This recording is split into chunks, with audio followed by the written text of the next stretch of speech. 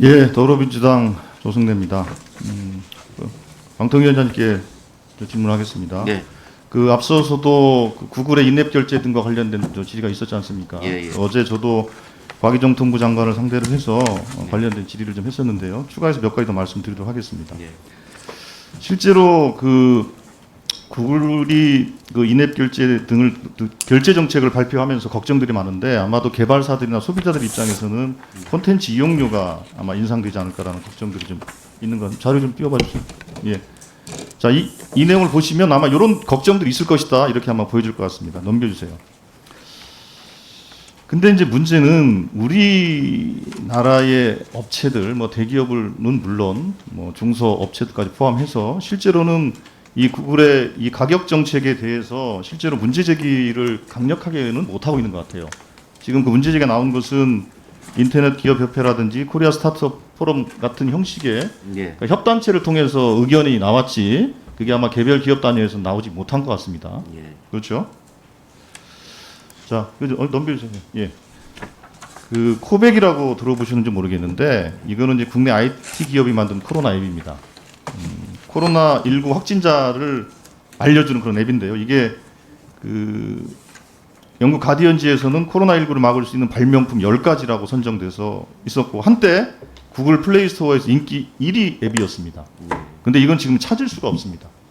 저기 보이는 것처럼 원스토어는 있지만 구글 플레이 저기는 찾을 수가 없습니다.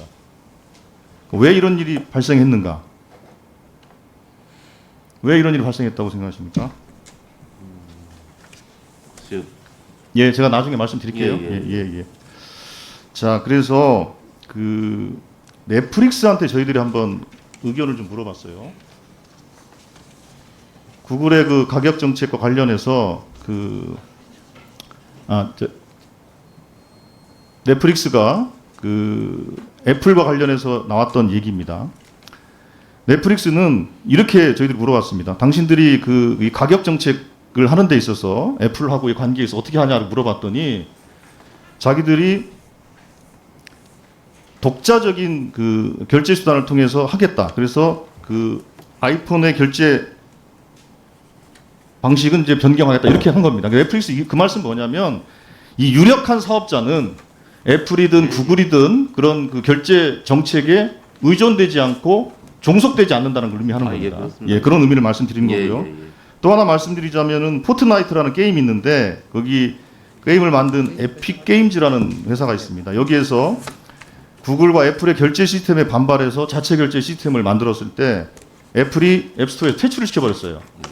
그러니까 이 게임 회사는 어떻게 했냐면 미국의 연방법원에 소송을 제기합니다. 지금 현재 소송이 진행 중이에요. 그러니까 미국의 대기업 그리고 유수한 게임 업체들은 구글이나 아이폰 이쪽하고 이제 싸움을 해요. 싸움을 하는데 국내 업체는 사실은 싸움을 하기가 어려운 겁니다. 즉 이 얘기는 제가 이 말씀을 왜 드렸냐면 앱마켓과 관련된 갑질에 대한 얘기입니다.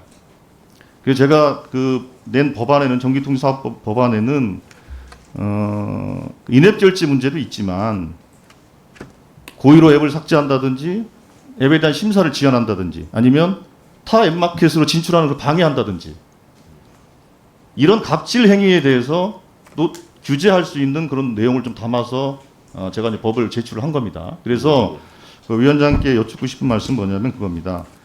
방통위가 이제 실태 조사를 지금 하고 있지 않습니까? 예, 실태 조사를 할 때 제가 말씀드린 이 앱마켓의 갑질과 관련된 것도 실태 조사에 좀 포함을 해달라. 이제 그 요청을 드리기 위해서 말씀드린 겁니다. 예, 그렇게 해주십시오. 예. 예, 그리고 그 미국에서 어제 그 연방 하원 법사위의 반독점 소위에서 나온 보고서 내용은 아까 들으셨을 테니 그거는 좀 참고를 해주시기 바라겠습니다. 예, 다음에 그 방심위 원장께 질의드리겠습니다. 네. 예. 그 방심위에서는 코로나와 관련된 사회 혼란을 야기하는 허위 조작 정보들에 대해서 심의하고 있는 게 맞죠? 네. 예. 그래서 아마 4,475건의 심의를 통해서 시정 요구를 196건으로 되어 있습니다. 맞습니까? 예, 지금 9월 말까지 4,453건 해가지고 195개 건 시정 요구하고 있습니다. 예. 그렇습니다. 예. 자, 그런데 이제 그 시정 요구가 된 196건을 좀 분석을 해보면 이렇습니다. 자, 이게 이제 이렇습니다. 예, 중국인 유학생에게 청와대 도시락이 제공됐다. 문재인 대통령 왼손 경례 합성 사진. 김정숙 여사의 마스크가 일제다. 등등등 이런 내용입니다. 그러니까 그 혼란을 틈타서 정치적 의도가 있는 가짜 뉴스들을 막 합니다. 초기에는 이런 정치적 의도뿐만 아니라 중국에 그 3억 개를 마스크를 보냈다. 한국에 부족한 마스크가 북한에 있다. 정부가 북한에 보낼 마스크를 생산하고 있다.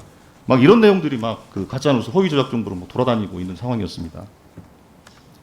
자, 근데 문제는 이게 유통되고 있는 사이트 혹은 채널에 대해서는 조치를 하지만 이게 어떻게 만들어졌는지까지는 추적하기 좀 어렵지 않습니까? 네, 저희는 일단 공개된 내용에 대해서만 심의하고 있습니다. 그러면 이게 그 반복적으로 발생을 하면 방심이나 이런 차원에서 가짜 뉴스의 제작자에 대해서 혹시 그 수사를 의뢰하거나 할 수는 없습니까? 예, 뭐 긴급한 상황이나 뭐 수사가 필요하다고 판단되면 수사 당국에 연락을 하는 경우들이 있습니다. 예, 그럼 그 연락을 하는 경우가 있습니까? 네. 아직은 없습니까? 아니 뭐 도중에 확인할 사항이 있거나 그럴 경우에는 연락을 하겠죠. 네. 하겠죠가 아니라 지금 그 이 코로나 허위 조작 정보와 관련해서 수사 당국에 수사 의뢰한 게 있습니까? 그 수사 단계까지 나아갔다는 이야기는 구체적으로 들은 바는 없습니다. 예, 그러면 그 내용을 좀 더 파악을 하셔가지고 좀 보고를 그 부분은 해주시기 제가 좀 바라겠습니다. 답변 드려도 되겠습니까? 예, 답변해 주십시오. 이 범정부 종합대책이라고 해서 이 중대본에서 그 코로나 관련 가짜 뉴스들이 모니터링이 되면은 그 부분 경중에 따라서 차단할 것들은 당시에 시정 요구 그 심의 요청을 하고 그 사안이 중에서 형사처벌이 가능한 것들은 경찰청으로 제공을 해서 그쪽에서 수사가 이루어지고 이런 시스템을 갖춰놓고 있습니다. 예, 저희들이 그 파악한 자료에 의하면 이게 5월달 이후로는 상당히 좀 예. 예, 예.